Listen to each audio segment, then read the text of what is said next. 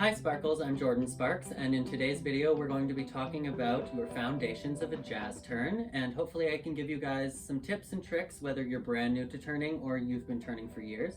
But before we hop into this video, thank you so much to Dot to Dance for sending me this portable dancing floor. This has literally been my saving grace over the last few years, especially while we've been at home in quarantine, because all the studios in Alberta are closed. There's been no dancing for literally months and months and months, so this has been my saving grace, not having a Marley or a studio at home.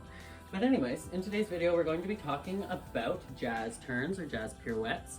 Essentially, a jazz pirouette is a rotation on one foot. So, your foundations. The most important thing for your jazz turn, in my opinion, is going to be your posture. Now, I am somebody that this is over-exaggerated, but this is my natural posture. Basically, I have very forward natural, or I shouldn't say natural, but like lazy posture. And from all of the computers and all of the time we spend on our cell phones and everything, when I'm not dancing all the time, my posture gets horrendous. So, in order to think about our posture, we're going to think about our alignment. We're going to nicely grow nice and tall, thinking that there's a balloon coming out of our head. See already, just doing that, how much taller I'm appearing. Now, when you think about your core, you're going to want to engage your core during a pirouette of any kind, and basically any time while you're dancing. But a lot of people, I feel like, just think about their stomach, and that's kind of a misconception. And so when people are talking about their core, or when your dance instructor is asking you to engage your core, they actually mean everything. This entire trunk, your back, your stomach, everything needs to be engaged. And so I feel like a lot of dancers have lazy backs and lazy stomachs. And so we get a lot of this action and a lot of the hunching over while we're turning. So let's talk about your posture. You want your head to be nice and lifted and relaxed. Your chin just slightly lifted. All of this nice and relaxed. Your shoulders nice and relaxed.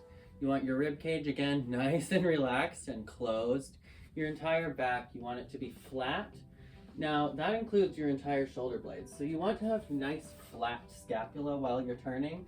In order to get a nice flat scapula with no winged, you don't want your scapula winging out, like your shoulder blades sticking out. Let's see if I can do it. Like, you shouldn't be able to put a hand under here while you're turning. You don't want those chicken wings. So in order to have a nice flat scapula, you want to think of pulling up your shoulder and pulling all out and down on all of this. Out and down. So you're just going to pull up on your shoulders, out and down with your scapula, and get a nice, wide, flat V shape to your back. And so essentially you want to be on one leg. Basically your stance should be as if you're taking a step, but like a wide step. So like your foot and a half distance, I would say, is where your pirouette is going to be. You don't need to go too deep into a fourth position in order to turn. So your arms are going to be in opposition. If it is your left foot forward that is going to be your supporting leg, then you're going to have your right arm forward. And essentially you're going to go from here. This arm should be a second, but like not too far behind you. You should still be able to see your fingers, you know, wiggling without actually looking over there.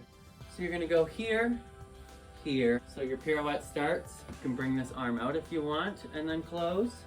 Now if you have one around, I'd like you to grab like a blow up ball. This one is actually like a little weighted medicine ball because I didn't have just a regular blow up ball.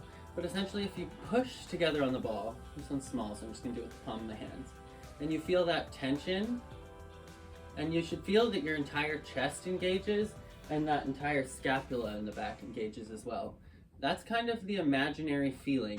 Drop the ball and see if you can still keep that engagement in your chest and in your upper back, in your scapula, and that's what you want to have. And that is the engagement you want to have in your turn. You want to have all of your core engaged as well, so make sure that you're not opening up your rib cage. Again, this is exaggerating. Chest engaged. Imagine that you're squeezing that ball, but make sure that that rib cage is closed. That stomach is nice and tight. Imagine somebody like went punched you in the stomach. That is the kind of engagement you want to have in your abdominal muscles while you're turning. Now with your back, you want to think of spreading everything out. You want to feel your back while you're turning. So when you're going to do a pirouette, you want to come down into your prep. Your arms don't just sit here. They're not just hanging out. Go down into your prep, spring up, imagine that ball. Nice flat scapula, you can rise up and you won't fall. If you want to think of this part of your chest, just lifting up ever so slightly, but make sure again that you're not letting your rib cage open. Think of a slight lift in the upper chest at the sternum to go along with the engaged chest and the nice flat engaged scapula, and that will get your upper body in exactly the position that you want it to be while you're turning. Your elbows are naturally going to be raised. You don't want them to be down, but in order to have that squeeze feeling, you're going to be engaging all of your lats, all of your side muscles and obliques, and so you're going to naturally have your elbows lifted during your turn anyways. So as we're going down, you want to feel that somebody's punched you in the stomach. That's where you can hold most of the tension of your turn. In spreading out your back and squeezing in your stomach. You don't need to be holding all of this extra tension in your arms. You don't need to be holding all this extra tension in your shoulders. Now as we're going down, dancers often have this posture, just sticking out butt, dropped pelvis, dropped pelvis. We want to have a nice flat pelvis, whether we are turned out in ballet or we're jazz. We want these muscles, the hip flexors need to be long and flat. We don't want them to be tight and letting the butt stick out, because we do need to engage our butt in order to turn. We need our hips to be neutral, so when we're in this position, if our hips were a bowl of spaghetti, the spaghetti would be dumped all over the floor.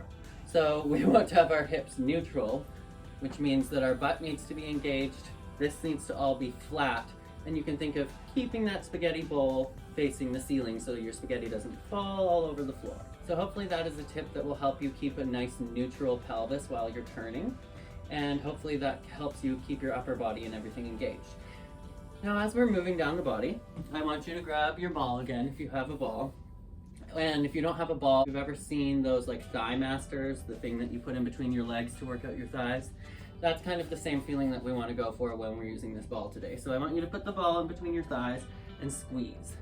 Notice how you can keep your legs parallel, but squeezing the ball engages your entire leg all the way around. If you feel the back of your hamstring, it should be hard and engaged. That is what you want during your turn. You can try it down in your plie. See that it engages all of the muscles in your legs. Now try it with straight legs as well. Again, engage your butt. Don't squeeze your butt too tensely, but make sure that your butt is engaged during your turn. And make sure that your hips are flat. Just do a quick check with yourself. Do the quick punch yourself in the stomach. Make sure your abs are engaged, that your scapula is nice and flat and spread, your chest is engaged, and you're imagining pushing the ball in your upper body as well. Making sure that your chin is nicely lifted, your head and neck are lifted and relaxed. But make sure that when you squeeze that ball with your inner thighs, that kind of engagement that you're feeling in your entire legs, you want that during your turns. So throw the ball away. When you're up at your passe for your turn, you've got your scapula nice and spread and flat, your chest is engaged, your sternum is slightly lifted, head and neck and everything are lifted but relaxed. You've got your rib cage relaxed, everything is engaged in your core, the front and the back, all the way around.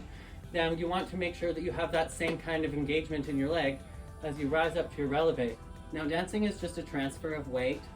Balancing is just counterbalancing. So you're gonna have to play around at that, find where your center is, make that muscle memory so that you know exactly where you need to engage so that you're not falling forward or falling backwards, or even falling to the side.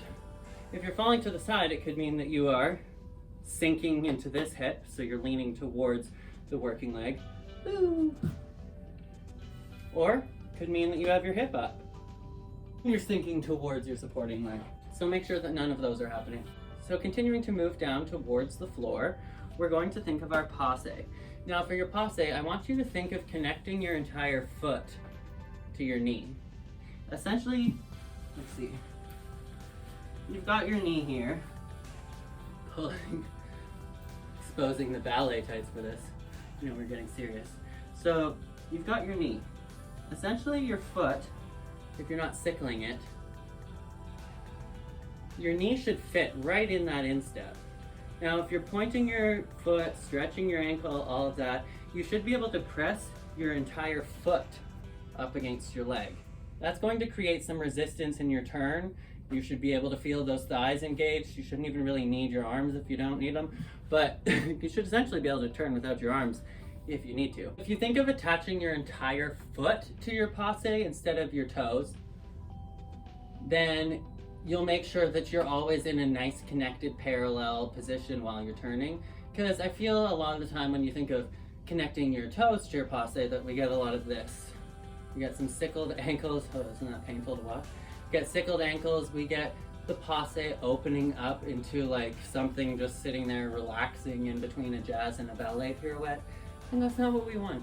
So continuing down towards the feet, our calves are going to be nice and engaged during our turns. Your legs should be so engaged that you should be able to feel the back of your knee. I want that to be nice and straight during your turn. You want your calves to be engaged, and you want to have a really, really strong releve. Might be a little hard, so I'll put on a barefoot so you can see. This is not a releve. This is not a releve. This is not a releve either. This is a releve. So I like to think of the Barbie feet. If you've ever seen a Barbie's foot with the high heel off and her foot goes like round ankle and then really smooth and it's like so high off the floor, I want you to think that there is literally like a long screw underneath your heel. So if you were to drop that heel, you're gonna get a nice long rusty screw into your heel. We're gonna have to get a tetanus shot, go to the emergency room. It's not gonna be fun. So you wanna keep your releve super, super, super high off the floor. That's going to require working on your feet and getting your feet nice and strong. Your feet should be extremely engaged while you're turning, like so strong, both feet. The foot that's at your passe and the foot that's working to get up really high in that releve. You should be pushing so hard on your releve that you can feel your calves cramping. So a good way to work on your releve, you can just put your feet together, heels together. Again, your butt is engaged, your hips are nice and flat, keeping all of that good posture and engagement and alignment and everything. Now you're just gonna lift up and do calf raises and make sure that your entire legs are engaged. This is going to mimic the feeling that either leg would have while you're going into your releve. Another thing you can do is get down in a squat and just do this. Really push into your feet, you can see. So what you can do is with a nice flat back, go down into a squat, keep your heels together, try and keep your big toes together if you can as well. And you're just going to push over top and really put all of your weight into that releve. You should be nice and as high as you can possibly get on a nice forced releve there. This will stretch out your feet. This will really work on your feet as well. And then you can just try pushing up from there with straight legs. Try and keep your heels as high off the floor as they were in the squat, or as high as you possibly can. And then just repeat that. Feeling any pain, or if it feels like your heel is starting to jam up, then stop that one, just relax. Roll through your ankles, stretch out your feet. Now once you've worked on all of those individual elements, you can put them all together and work on your spot. So your spot is going to be one of the most important elements of your turn. So spotting, essentially, you want to keep your head and your neck relaxed and keep your gaze fixed on one point as long as you possibly can. So if you're in a house, you can put a little dot on the wall or a photo, or just pick a spot on the wall. If you are performing and you're at competition, you can pick a water bottle or anything that you can see in the audience and hope for the best. Or like, I like to pick, there's like a low balcony, I like to pick like one of the ornamentations or something that's on the low balcony and just kind of spot there. So spotting, you're going to want to keep your eye on the spot as long as you possibly can. So once you're already turning, your entire body is turning, your head is still on the spot to the very last moment that it can be, and then it whips right back around. Now, when we're thinking of spotting, if you're turning to the right, I also want you to think of even keeping just your left eye on the spot as long as possible. So even though your head is starting to turn, your right eye is already turning, you can still see that spot out of your left peripheral vision before your right eye whips right back to that spot again. And that'll just help you spot better. That'll just help you keep your spot for like 1 hair second longer. So now we're going to put all of those things together. We're going to add your spot and try your turn. We're just going to go down. Make sure that when you're plieing and preparing for your turn, that it's just a quick plie. You don't want to hold in your plie for too long. It's going to be that momentum of just going down and up that's going to help you execute your turn. Before you practice your turn, I just want you to go down and then just hold. Engage everything Think about everything that we just talked about and just go down, making sure that most of your weight is over that front leg, making sure that you're not, if you're too far back, you're going to feel like your back is arched. You might feel like you're directly on top of your hips, so once you just start turning, you're gonna be here. Make sure both hips are square. We're just gonna go down into a plie, making sure that arm isn't trailing behind us. We're just gonna plop into the plie and then up into our releve, keeping everything in mind that we got that rib cage low, relaxed, shut, engaged core, lifted lower back, nice flat scapula, engaged chest, imagining the tension from the ball, imagining the tension from the ball in between our thighs, keeping that entire foot engaged to our passe, lifting up the back of our neck, keeping our chin a little bit lifted, nice, relaxed upper body, relaxed shoulders. We're just gonna go plie, releve, hold.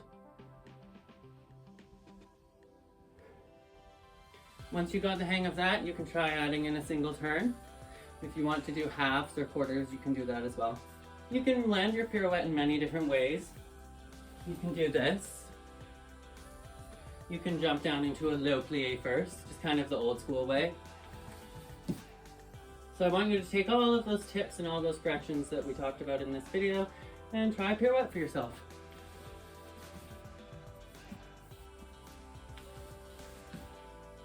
Then make sure that everything that you're doing on the right or on your dominant side, that you transfer it and try it on the left as well. A big thing when we're practicing on our weaker side is that we lose the squareness in our shoulders. So make sure that you're really engaged in your upper body. Spot and down. Now try it on the other side again. Spot and down. Now if you're having fun with that, you can try a double or a triple if you want. Same principles apply. You're just adding an extra spot. So plie, spot, spot, down. Try it on the left. Plie, spot, spot, down. Whew. That was a bad ending. Try it on the left.